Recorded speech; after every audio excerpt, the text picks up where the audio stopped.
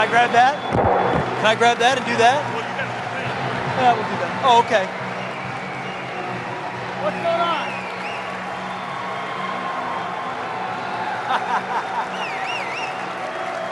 Woo!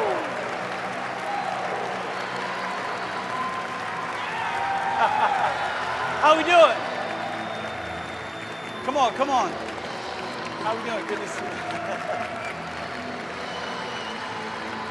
What's up, guys? Wow! Woo! How we doing? My man. I love it.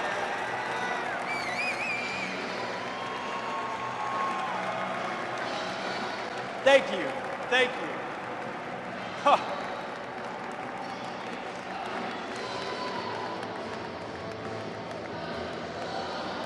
Let's keep going.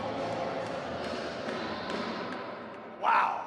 Thunderstruck on a live band. That's what I'm talking about. How we doing today? Let me tell you something. We have been on a 9-day tour.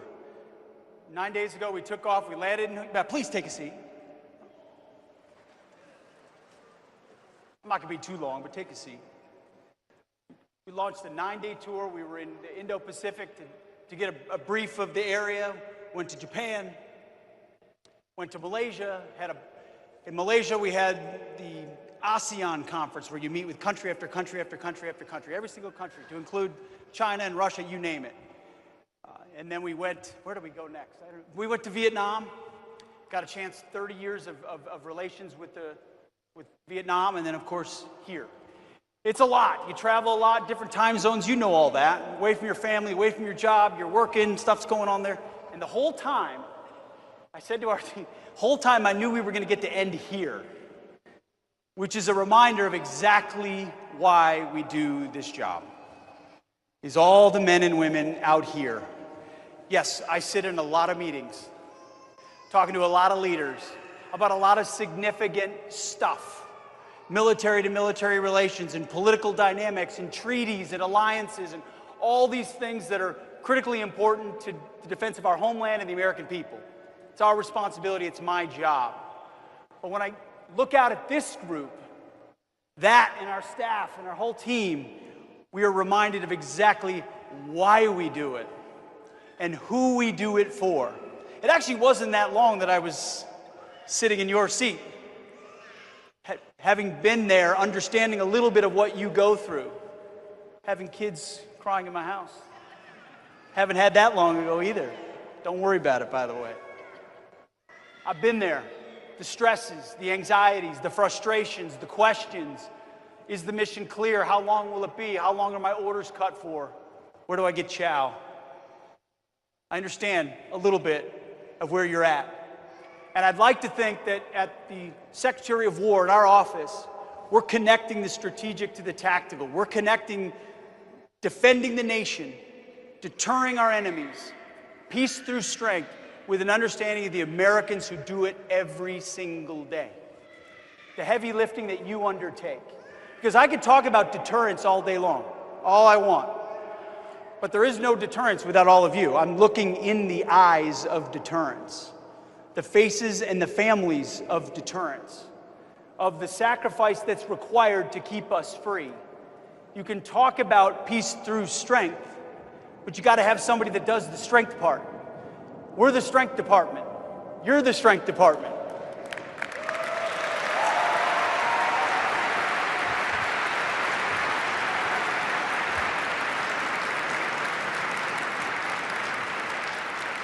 And there's sort of three pillars to how President Trump frames it. He talks about peace through strength. You don't get strength through appeasement. You don't get peace through appeasement. You don't get peace through weakness. You get peace through strength, through being strong, having capabilities, hard power, and the ability to deliver it alongside your allies. He also talks always about America first. Now, America first does not mean America alone. We've got our great rock partners here that you work with every single day, and I've had a chance to meet a lot of them over the course of the last day. America first does not mean America alone, but it does mean putting the American people, American citizens and America's sovereignty first. We know what we're defending, not academic and vague ideas of interests. American sovereignty, the American people, American vital interests, close with and to destroy the enemy if necessary, on behalf of the American people. America first is something I get a chance to watch President Trump do every single day in the Oval Office or in meetings with foreign leaders. Sometimes you step back and you go, why did he take that approach? And then he said, well, if you filter it through the lens of America first, that's exactly what you would do. That's how you would handle the situation. So it's peace through strength, America first, and the third one is just common sense. You could benefit from a lot of common sense. We don't do the political correct nonsense. And that's what we've tried to insert into the pillars of what the War Department is about. I gave a little speech a couple of weeks ago to senior generals and admirals and senior enlisted. And it was about the warrior ethos, which to me is just common sense in a military context. It's an understanding that we should be good at the basics and not be distracted by things that aren't a focus of warfighting. Get back to readiness, get back to accountability, training, warfighting, lethality, the basics, discipline, and not try to do other things with our formations.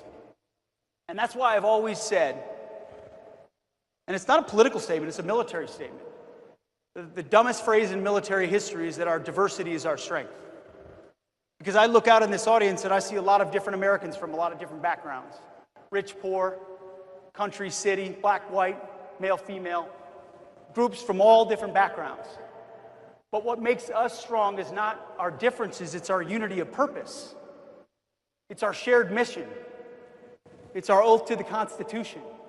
It's the fact that we will fight for each other, for the man and the woman and the right on our left, in ways the American people oftentimes can't quite understand. It's hard for civilians to sometimes understand that ethos, that understanding that I will give everything up to and including my life for this mission and for the men and women I serve with. And it's not about the differences of our background, it's about red, white, and blue. It's about who we are. And President Trump puts it simply. He said, we're back to a meritocracy. We're colorblind and gender neutral and merit-based. We want the absolute best in any way, in every profession, across the board, regardless of your background. To me, that's the establishment of the warrior ethos. That gives NCOs and leaders the ability to say, here's the standard, let's go meet it. Nothing else is in the way. And when you do that, you create inside your formations the fighting spirit necessary to do really difficult things. Really difficult things that most people can't connect to and don't understand. In the dead of night, the fog of war, on the Korean Peninsula, on the DMZ, which we had a chance to see, split-second decisions that most people in air-conditioned offices can't relate to. You've got to have that fighting spirit and that understanding of discipline in order to be comfortable and confident inside those moments with your formations. That's our job to give you, is that kind of confidence by restoring the warrior ethos. Second thing we're doing is we're rebuilding the military. We've spent historic amounts of American taxpayer dollars on beautiful equipment and hopefully on making your lives better as well. It's not just about the systems. Yes, we're the most powerful, the most lethal, the most prepared military in the world, but it's also about ensuring the quality of life, the pay, the basics, the barracks, you name it. We're trying to address it so that when Americans raise their right hand to serve, they have the very best. Not only are you not in a fair fight ever because you've got the best equipment, but you're the most prepared and most taken care of as well. That's one of our promises and our commitments to you at our office, is that we care about delivering that. So when you look at budgets and spreadsheets and everything, yes, it's about the best fighters and the best bombers and stealth and hypersonics and aircraft carriers and submarines. You name it, we're investing in it because the next generation is going to have the best. It's also about setting you up for success because you are our most effective weapon. So it's restoring the warrior ethos, rebuilding our military, and then reestablishing deterrence. For the last couple of years, there have been some big moments on the world stage where America hasn't quite looked so good. Whether it's the debacle in the way we left Afghanistan, or it's what happened on October 7th with Hamas thinking they could take advantage, or the war in Ukraine, which never would have happened under the first administration of President Trump. Our enemies saw weakness, took advantage, and President Trump has given me the mandate to say no more. The world will understand where America stands. Take, for example, the Houthis. It's been a principle for a long time that freedom of navigation is something that the United States of America maintains. Our ships can sail in international waters without being contested. And suddenly that was contested, and we weren't sailing in certain places because of pirates. And President Trump said, no, we're going to make sure freedom of navigation is reestablished. And so for 50 days, the Houthis felt the hell and fury of the United States military, and they eventually cried uncle and said, you know what, go ahead and sail your ships through. That means something. The world pays attention. America's word matters. President Trump says you've got 60 days to Iran to give up your nuclear capabilities, and on day 60, Israel takes action. 11 days later, 7 B-2s fly for 37 hours from Missouri in the United States of America over Iran, drop 14 precision 30,000-pound bombs down shafts the size of half this carpet in the middle of the night without our enemies ever detecting them. In fact, not a single enemy radar or fighter or even the media knew what was going until President Trump put out a truth in the dead of night, saying we've already been in and out and destroyed your nuclear capabilities. That is reestablishing deterrence. Or our southwest border, where 20 million folks, we don't know who they are or where they're coming from, crossed our border under the previous administration. President Trump said to the War Department, reestablish deterrence by working with Border Patrol and DHS to secure the border. And right now, 0 people are coming across our southwest border. Because you're not, as President Trump says, if you don't have borders, you're not a country. And defending our homeland is incredibly important. Reestablishing deterrence is telling narco-terrorists in the Caribbean or in the Eastern Pacific that you're not allowed to poison the American people with impunity.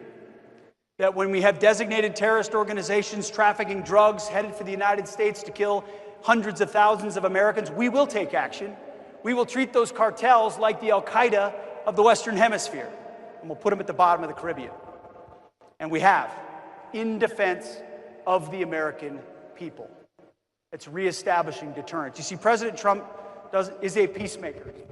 He settled 8 wars in counting. He believes in peace, but he knows that peace only comes through strength. It only comes through that establishment of deterrence. And that, ladies and gentlemen, great Americans and our allies, is why you are here right now on this peninsula. You are on the bleeding edge of deterrence, of American strength, of following through on American commitments, 72 years of the U.S.-ROC alliance, right here.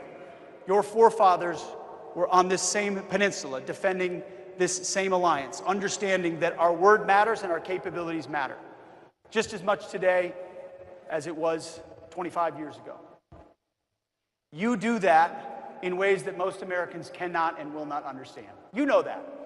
You know your friends, you know families, you know others back home. They may not know where you are or why you're there or what you're doing. And they don't always need to necessarily. But you do. I do. Generations of Americans understand. And I know that I'm looking out at the real 1%. The media likes to talk about the elites, the 1%. That's you guys. It's all of you. And frankly, I pray that one of my kids someday, my oldest is in 10th grade, and my youngest is 8, that one of them or a number of them would make the decision to, the most honorable decision I think they could in a secular context, other than following their Lord and Savior, Jesus Christ. Other than that, is serving their nation in uniform. Defending something greater than themselves. Giving the prime of their lives to something tough, gritty, difficult, uncomfortable, in far-flung places, away from the creature comforts, in uncertain environments. That's the real elite of America. And so we at the Department of War, we get the privilege of serving you. We work for you. My job is to support you, is to set you up for success. In every tactical environment, meaning you've got what you need, you have the rules of engagement to be aggressive, to be effective, to close with and destroy the enemy. At the operational level, where you've got the right formations, you've got the right guidance, and the strategic level, where the umbrella and understanding of America first and peace through strength sets you up for success. And you tie all that together, and you've got an opportunity to defend our homeland, deter our enemies, allow our allies to step up and do more. That's what we're doing in Europe with NATO spending and the allies spending more. We're seeing the same thing out here with our allies here in Korea stepping up, and Japan stepping up, and the Philippines stepping up, Australia stepping up, more countries stepping up to say, hey, we need to do more as well. American leadership encourages and begets more courage. And then, of course, we're investing a lot in our defense industrial base. If we can't make the things you need fast enough, then we can't resource the fight in real time. So there's a lot of levels to what we're trying to do, but we're doing it for all of you. And I would just close by saying that it is a real privilege to get a chance to watch President Trump operate, to watch his instincts, to watch his clarity, his bluntness, his deal-making, and the way that he creates opportunities out of environments where other folks would back down or say, we can't make that happen. He'll say, well, let me show you. But the one thing he told me two things when I took this job. The first thing he said was, Pete, you're going to have to be tough as shit. Sorry, kids. That has proven to be correct. We try. It's all politics and media nonsense, so it doesn't matter. It doesn't matter. You guys take on the real thing. We'll take on the politics and the media. He also said, I want you to reestablish the warrior ethos, which is what we're doing. But the other thing he tells me is every time we meet with the troops, tell them we have their back. That is all I ever wanted when I was a young rifle platoon leader, was to know that my company commander, my battalion commander, brigade commander, that they would have my back. If I was in a challenging situation, if I needed a medevac or I was on an offensive or in a deep, no matter what, if a tough decision had to be made, that they would back me up. That if I had to take a risk and it didn't go right and I did it for the right reasons, they would have my back. That if I had to discipline someone to maintain standards, they would have my back. Made a challenging decision, have my back. And I can tell you, your commander-in-chief has your back. I have your back. He tells the troops all the time when he sees them, I love you. And he does, and I feel the same. It is a love and a depth of appreciation for what you do that drives us every single day at the War Department. And we didn't rename it for show. We renamed it because war is something very decisive. It's something you do with a clear objective. It's something you choose to do. Defense can become nebulous and nonstop without clarity. If you choose to go to war, it's because you've decided to defend the interests of the United States of America. And there should be a clear end state to that. You should be given everything you need to win, to fight and to win. So that's why we believe in the War Department, in the warrior ethos, and having your back in the process. So if you would, tell your wife or your husband, your father or your mother, tell them how much I appreciate them as well for supporting you. No soldier, no airman, no Marine, no sailor, no guardsman, no ally serves by themselves. It's your spouse, it's your kids, it's your grandkids, it's your parents, it's your neighbors, it's your pastor, it's your community that support you as well. Pass my gratitude to them also. But most importantly, thank you. We were tired. It's been a long trip. Kind of ready to go. But then I knew this was here, and it's going to energize the heck out of all of us. And you've got great leadership here in General Brunson, and you got to hear from Chairman Kane. A B-2 strike doesn't happen without a guy like that understands how to put it all together. We've got incredible civil-military cooperation, which gives us an opportunity to do the kind of big things that we need to do in this moment with a big, bold president to make sure America is positioned for the next fight, whatever that may look like, that next enemy that takes us on. Our job is to make tough calls and, in the process, set you up for success. So thanks for everything you're doing. God bless you. God bless everything you do, and we will have your back. Thank you. Appreciate it.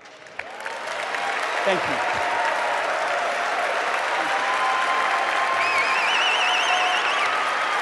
Thank you, guys. Thank you.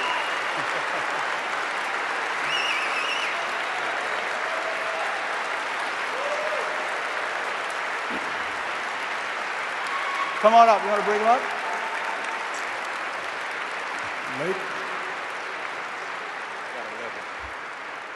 We're going to give out some coins. Ladies and gentlemen, at this time, the Secretary will recognize excellence from across the Tri-Command and components for their contributions in defending the homelands of the United States of America and our allies and partners.